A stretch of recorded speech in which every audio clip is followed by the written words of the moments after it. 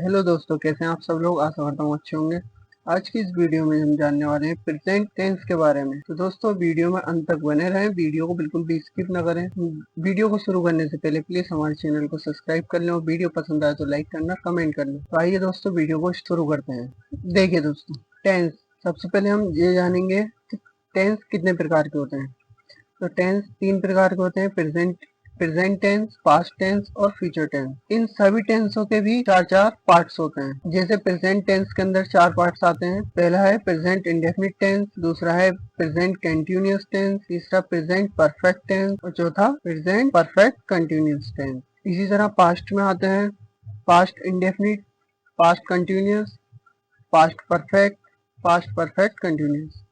इसी तरह future tense में आते हैं future indefinite, future continuous, future perfect, future perfect continuous. तो आज हम जानेंगे प्रेजेंट टेंस के बारे में। प्रेजेंट टेंस के हम इस पहले पार्ट को लेंगे, प्रेजेंट इंडेफिनिट टेंस क्या होते हैं। तो आइए दोस्तों जान लेते हैं। प्रेजेंट इंडेफिनिट टेंस हिंदी वाक्यों की क्रियाओं के अंत में ता है, ती है, ते है, ता हूँ, है, हूँ आदि शब्द आते हैं। ऐसे हिंदी वाक्य प्रेजेंट इंडेफिनिट टेंस होते हैं। ठीक है दोस्तों, जिन वाक्यों के अंत में ता है, ती है, ते हूँ, है, हूँ आदि शब्द आते हैं वे कैसे टेंस होते हैं, प्रेजेंट इंडेफिनिट टेंस होते हैं। इसकी मुख्य क्रिया देख लेते हैं। मुख्य क्रिया को हम मेन वर्ब बोलते हैं। प्रेजेंट इंडेफिनिट टेंस में मुख्य क्रिया मतलब मेन वर्ब की फर्स्ट फॉर्म का प्रयोग करते हैं, अर्थात वर्ब की फर्स्ट फॉर्म का अर्थ होता है बेस फॉर्म ऑफ वर्ब। तो दोस्तों इसमें सीधी सी बात यह है कि प्रेजेंट इंडेफिनिट टेंस में वर्ब की फर्स्ट फॉर्म का प्रयोग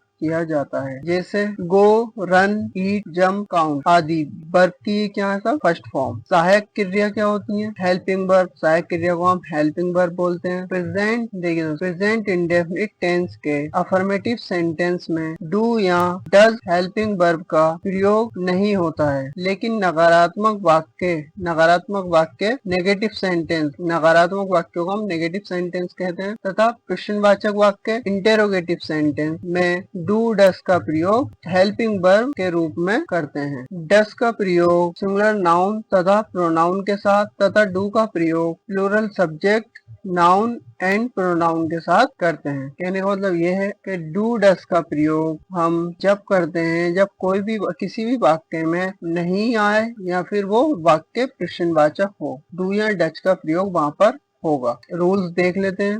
rules of present indefinite tense. Simple या अफर्मेटिव सेंटेंस में डू डस का प्रयोग नहीं करते। सिंपल या अफर्मेटिव सेंटेंस में डू डस का प्रयोग नहीं करते। रूल पहला, सिंगुलर सब्जेक्ट या सिंगुलर नाउन की क्रिया के फर्स्ट फॉर्म में एस और ईएस लगाते हैं। प्लूरल सब्जेक्ट या प्लूरल नाउन के साथ वर्ब की फर्स्ट फॉर्म का प्रयोग करते हैं। तीसरा, जिन वर्ब के अंत में ओ, एक्स, जेड, एस या डबल एस, ई, एच, एस, एच आदि सब आए तो एस और ईएस जोड़ते हैं। गो, गोज, वॉच, वॉचेस। गो का गोज हो गया, जैसे गो का गोज हो जाएगा।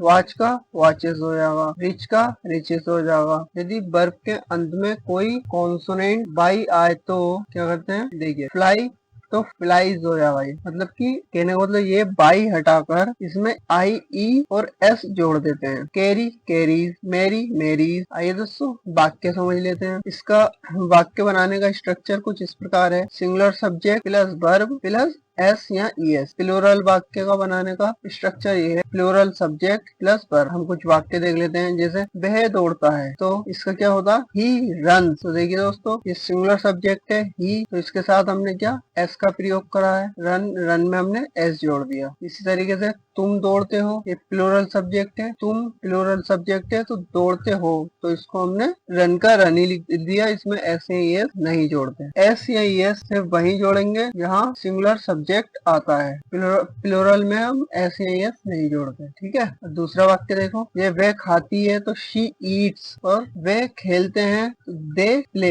इसलिए तीसरा, बरसात होती है तो इट रेन्स। तीसरा, दे प्ले मतलब वे खेलते हैं, दे प्ले। और चौथा, रोहन खेलता है तो रोहन प्लेज। पांचवा देख लेते हैं, लड़की नाचती है, द गर्ल डांसेस, और लड़कियां गाती हैं, the girl sing, the girl sing. नीचे देख लेते हैं सिंपल और affirmative sentence of present indefinite tense, simple और affirmative sentence of present indefinite tense, साधारण वाक्य या सकारात्मक वाक्य। एफर्मेटिव सेंटेंस, एफर्मेटिव सेंटेंस को हिंदी से अंग्रेजी में बनाने का तरीका अत्यंत आसान है, लेकिन निम्नलिखित नियम हमें आवश्यक ध्यान रखने चाहिए।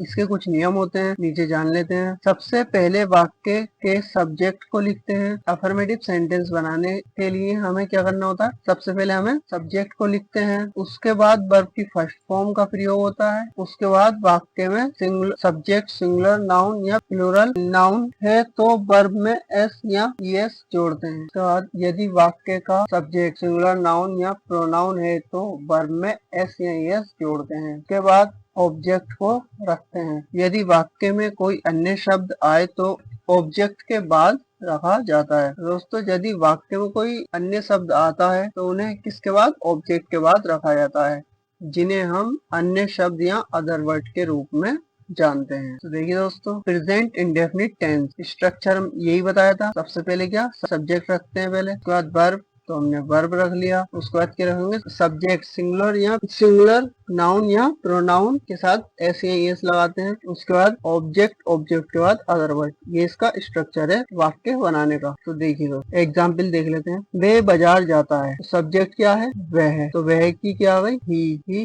उसके बाद वर्ब, वर्ब क्या है, जाता मतलब जाना, तो जाने को हम क्या कहते हैं, गो, और सब्जेक्ट के साथ सिंगुलर, इसके साथ एस या एस लगेगा, तो एस जोड़ देते हैं हम, तो हो जाता गोज टू मार्केट। बाजार को बोलते हैं मार्केट, तो ही गोज टू मार्केट। दूसरा देख लेते हैं, राम आम तोड़ता है, तो राम कैसा, सिंगुलर सब्जेक्ट है, तो राम आ गया। अब तोड़ने की लगाएंगे वर्ब, वर्ब क्या है इसमें, तोड़ना, तो प्लक, तोड़ने को बोलते हैं प्लक, प्लक, और क्या तोड़ रहा है वो, आम, तो द मैंगो। ठीक है, नेक्स्ट देखते हैं, वह कानपुर से आता है, तो वह की लग गई ही। अब वर्ब कैसी है इसमें हम वर्ब लगाएंगे, तो आना, आने को बोलते हैं हम कम, और सिंगुलर सब्जेक्ट है तो इसलिए इसमें लग गया एस, कम्स हो गया, कम्स, ही कम्स आता है कानपुर से, तो से के लिए लगाएंगे फ्रॉम, कानपुर को कानपुर लिख देते हैं, तो he comes from Kanpur. Next, बरसात होती है, तो it's rain, it's rain, it's rain. ठीक है, पांचवा, राम पत्र नहीं लिखता, राम पत्र नहीं लिखता। तो दोस्तों, ऊपर बताया था जहाँ जिन वाक्यों में नहीं आता है वहाँ डू और डस का प्रयोग, डू और डस का प्रयोग होता है। जिन वाक्यों में नहीं आता है, यहाँ वो प्रश्नवाचक वाक्य हो, वहाँ पर डू और डस का प्रयोग होता है, जैसे इसमें हुआ है। देखो, राम पत्र नहीं लिखता है, तो राम और नहीं लिखता है, तो इसमें वर्ब क्या है, लिखता है, तो और साथ में नहीं लगा हुआ है, तो हम, तो नहीं, इसमें नहीं लगा हुआ है तो नहीं के लिए हम क्या लगाएंगे, does not write a letter. ठीक है दोस्तों, आगे देखिए, वह गाली नहीं देता है, तो he does not abuse, he does not abuse. 7, लड़का झूठ नहीं बोलता, तो लड़के के लिए लगाएंगे द बॉय नहीं बोलता, डज नॉट टेल अ लाई, झूठ को बोलते हैं हम लाई, बोलने को टेल। नेक्स्ट देखते हैं, हम उसका इंतजार करते हैं, ही वेट फॉर हिम, इंतजार के लिए लगाते हैं हम वेट फॉर, हिम माने उसका, और हम माने वी, हम की लगती वी, तो हम उसका इंतजार करते हैं, वी वेट फॉर हिम।